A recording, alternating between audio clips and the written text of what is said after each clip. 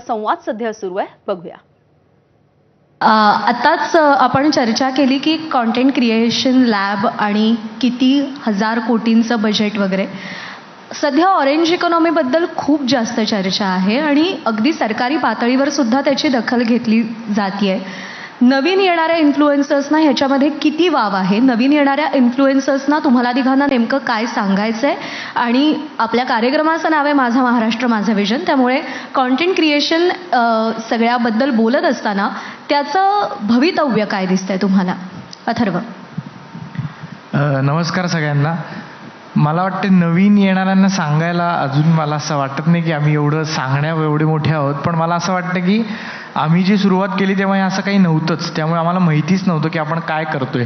आम्ही फक्त हे आम्हाला आवडतंय, आम्हाला थोडंफार ते जमत होतं, फक्त आम्ही एक माध्यम शोधलं की बाबा आता आपण हे इंस्टाग्राम किंवा यूट्यूब सोशल मीडियावर हे पोस्ट करू शकतो, एवढंच माहिती होतं. त्यामुळे आम्ही जेव्हा सुरुवात केली तेव्हा आम्हाला माहिती नव्हतं की याचं पुढं काय होणार आहे. तर त्या आवडीनुसार आम्ही ते सुरुवात केली, त्यामुळे आज मला वाटते की ते आमची ती आवड आम्ही जपतोय आणि ते एकीकडे पैशाचं नंतर तो बाय प्रोडक्ट आहे. आधी जर आम्ही तो विचार केला असता तर उलटा प्रवास चालू आहे की याच्यातनं पैसे मिळतात म्हणून कॉन्टेंट करू, असं बरेच जणांचं होतं.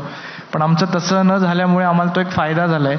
आणि नवीन येण्यानंतर तेवढंच सांगेन की जर तुम्ही हे खरंच करू पाहताय तर तुम्ही त्याच्यात आधी काहीतरी शिका, म्हणजे कुठलीही कला असेल ती आधी शिका, मगच ह्याच्यात उतरा. कारण की एकदा त्याच्यात उतरल्यावर एखाद दुसरी व्हिडिओ व्हायरल होती, पण मग नंतर तुम्ही अडकता की आता पुढं जाऊन काय करणार. त्यामुळे आमचं असं होतं की आम्ही थिएटर वगैरे करत होतो, त्यामुळे फक्त आम्ही माध्यम शोधत होतो की आपण इथे कुठं पोस्ट करू शकतो, आणि मग आम्हाला हे माध्यम सापडलं असं मला वाटतं. विनायक, तुला विचारायचं आहे की आजकाल कॉन्टेंट क्रिएशन हे एक खूप मोठी क्रेज असलेली इंडस्ट्री आहे आणि अनेकांना असं वाटतं की आमच्याकडे 4 कॅमेराज आहेत, 2 लाईट्स आहेत, 2 माईक आहेत, तर आम्ही कॉन्टेंट क्रिएटर होऊ शकतो. खरंच एवढं सोपं आहे कॉन्टेंट क्रिएटर होणं? वेल, मला सगळ्यात आधी मला इथे बोलवल्याबद्दल धन्यवाद, थँक्यू सो मच. आणि मला सिम्पल वाटतं की कॉन्टेंट काय आहे. कॉन्टेंट अशी गोष्ट आहे की जी गोष्ट रिलेट होते लोकांना. मी जसा आहे, मला समोरचा मुलगा किंवा मुलगी कोणी जी स्क्रीनवर दिसते, जिला मी रिलेट करतोय, दॅट्स अ कॉन्टेंट. आणि त्या कॉन्टेंटसाठी मोठ्या मोठ्या कॅमेराची गरज नाही आहे. आजकाल घराघरात सेलिब्रिटी आहेत. माझ्याच बिल्डिंगमध्ये 4 सेलिब्रिटी आहेत. सो कॉन्टेंट क्रिएशन खूप इझी झालं आहे. पण हां, फ्युचरसाठी मी नक्की बोलेल की एक कॉम्पिटिशन आहे. आता पहिले जेव्हा आम्ही सुरुवात केली त्यावेळी फक्त ह्युमन्स होते कॉम्पिटिशनसाठी, पण आता AI येतोय. आता AI सोबत कॉम्पिटिशन आहे.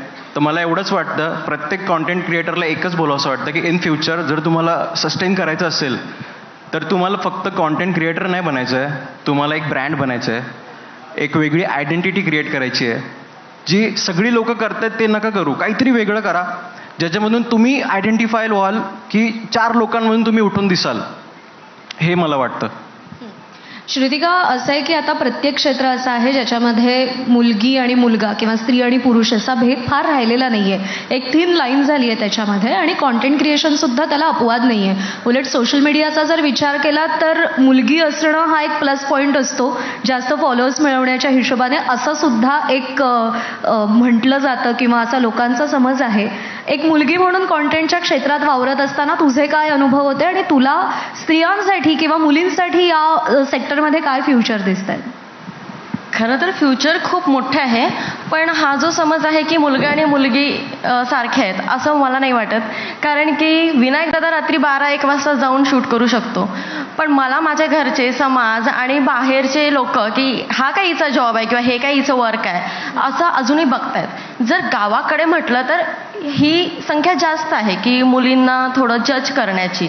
तर त्याच्यामुळं असं आहे की ठीक आहे, मुलगी असली म्हणजे खूप जास्त फॉलोअर्स मिळतात वगैरे, पण जर तुम्ही कॉन्टेंट बनवत आहे आणि त्याच्यामागे काहीतरी तुमचं एक स्टोरी लाईन आहे तर मग मुलगा आणि मुलगी समान होऊन जातो.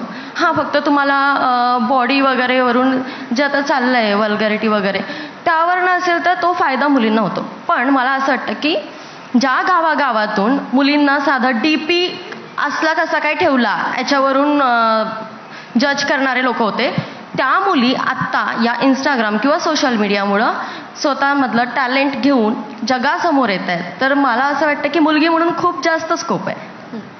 अथर्व, असे की एकदा प्रसिद्धी मिळाली किंवा एकदा लोकांनी तुम्हाला ॲप्रिशिएट केलं, त्याच्यानंतर कदाचित गोष्टी सोप्या होत असतील, पण जेव्हा अगदी